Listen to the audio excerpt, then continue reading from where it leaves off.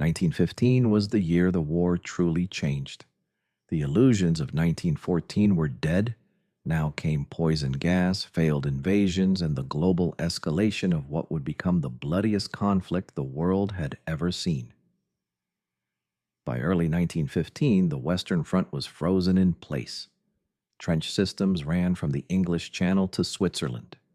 Every inch gained cost thousands of lives.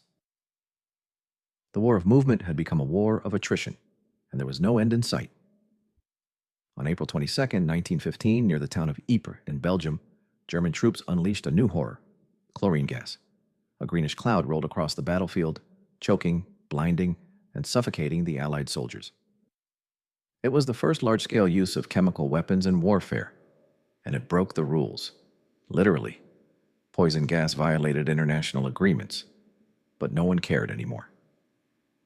Soon, both sides began using gas: chlorine, phosgene, and eventually, mustard gas. Despite terrible conditions, the Allies launched several offensives.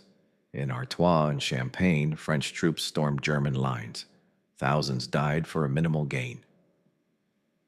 The same story repeated across the front: massive bombardments, charges into machine gun fire, and endless mud. The generals still believed in breakthrough. The reality was slaughter. By the end of 1915, over 2 million men had died on the Western Front alone, and not a single decisive victory had been achieved. As the Western Front stagnated, the Allies tried a new strategy: strike the Ottoman Empire. The goal: capture the Dardanelles Strait, seize Constantinople, and knock the Ottomans out of the war. In April 1915, British, French, Australian, and New Zealand troops landed on the Gallipoli Peninsula.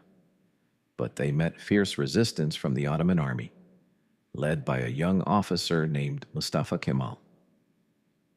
The terrain was brutal. Supplies were limited. Disease ran rampant. After months of fighting, over 250,000 Allied troops were killed or wounded, and the campaign failed. Gallipoli became a symbol of wasted lives and imperial arrogance. For Turkey, it was a moment of national pride. For the Allies, humiliation. On the Eastern Front,